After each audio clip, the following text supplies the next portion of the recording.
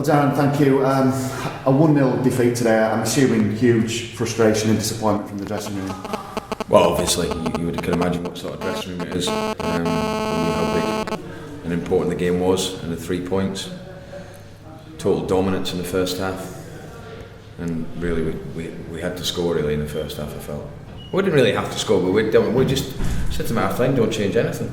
We'd won all the second balls, all the tackles, all the stuff we needed to do. Looked a threat, had endless corners. Probably could have done a bit better with them. And then the first 10 minutes of the second half, the momentum swung because they started winning all the set. I knew their manager would get into them. I know him well, Mickey. And I just said to my players, be ready. Make sure you keep doing the scrappy bit. And of course the goals. It's an embarrassing goal, really. Well, I mean, you will have been involved in plenty of games, Darren. Sometimes you come off, you hold your hands up where you think, well, we've been played off the park, or you've been beaten by a Hollywood goal. Yeah. I mean, it's a nothing goal, really, isn't it? It's embarrassing. It's a ridiculous goal. And at that point, you know, the momentum did swing towards them. Obviously, everyone become edgy, frustrated. Fans having a go, you know, and they're going to quite. You know, when you're on the wrong way around, I'm not going to be applauding us off the pitch, and that's fully understandable. And you've got to prepare yourself and accept that. But the game really we could have done with being ahead at half time, but the goal's just it's such a bad goal to lose. But still chances in the game. I mean, Andy Butler, when you looks in, when you looks out, it's cleared off the line, isn't it? I mean, those are the kind of moments, the fine margins that I'm assuming you just add insult to injury, really, when you're in the position that you're in. Yeah, Andy's obviously had a header cleared off the line. Cameron's had a really good free kick right there, and the goalkeeper's made a very, very good save. And the game, you know, these games now to the end of the season, I don't think they're going to be pretty affairs. I think they're going to be tense. I think you're going to see some funny results. But clearly we have to finish above 4 teams.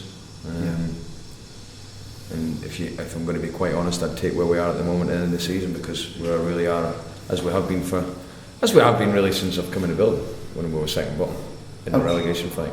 Yeah, sorry, I mean, there's some strong words obviously from yourself, from Nathan Tyson coming into the game. Maybe you feel a call to arms, or is this a confidence issue, or what you're looking at? I mean, no one's in 10 obviously, but you don't suggest that you're going to have a problem picking the players up, is it? What's the quick fix? Well, I mean, most of the games has been by 1 goal, and you know, but we have to find a way of winning a game, no matter what team is picked, what formation's picked.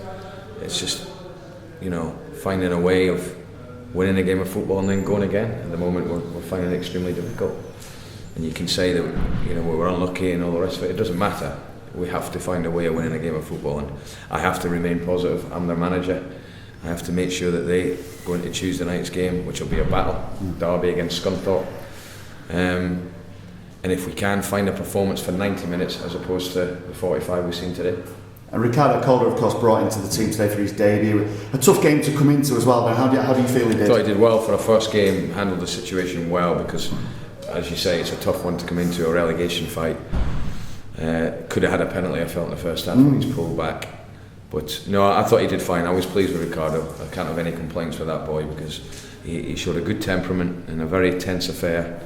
He basically showed what he's got in terms of pace, energy. And that was the team I picked. It was all about the pace, energy. It was a young team. I felt it was the right way to go. You know, Andy Williams has been short of confidence.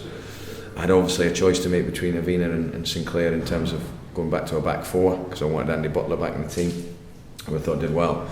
And went with Aaron. That was a tough one, but it doesn't matter. You know, at the moment the players took the decisions well. I have to say, both of them, because they are key members of the squad, and they understood why I was doing it, and their attitude, to be fair, was excellent. But no, listen, we have to, you know, we can talk like I said on Thursday at the press conference. We have to win a game. We have to get a win.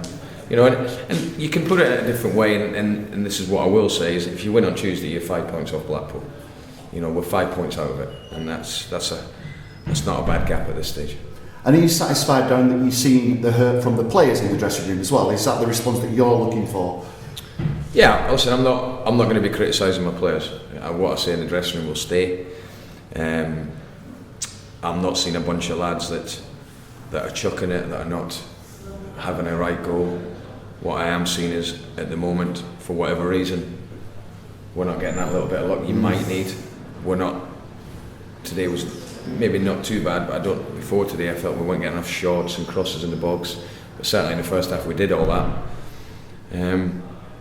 But I'm not going to make excuses. The run's horrific, and that's the right word to use. It's a horrific run. But I'm still confident that with 12 games to go, we'll get enough points to make sure that we're in this league next year. And Tuesday, in a lot of respects, the ideal fixture. I know you need to get over the line in games, but it's a bit of a local dust-up, and that's one that everybody can look forward to, isn't it? Yeah, well, listen, you might be right. It's a derby. Hopefully, we'll take our away support has been, and our home support, but we've taken good numbers away from home, and they've been good. And like I say, try and get a win at Scully.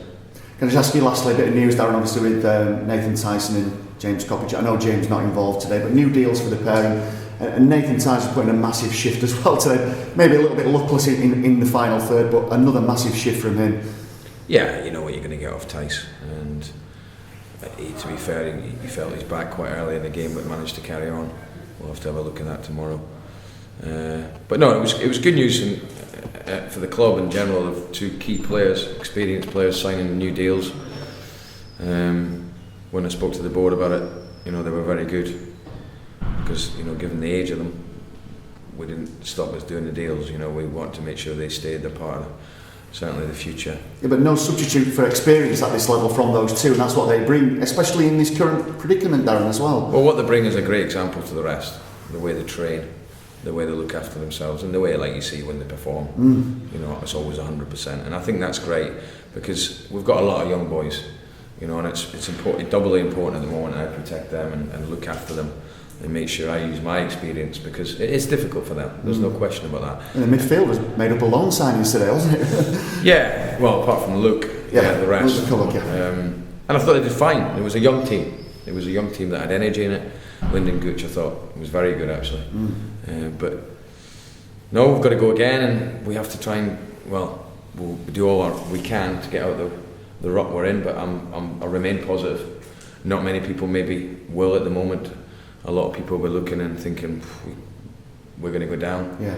The manager, the clear message to anyone that's watching this: I remain positive. I'll make sure the players remain positive. And we might just need that little bit of luck to get back up and running again. And just lastly, any bumps or bruises before Tuesday? Tyson clearly he's back. No, I don't think. I think everyone else is okay. Yeah.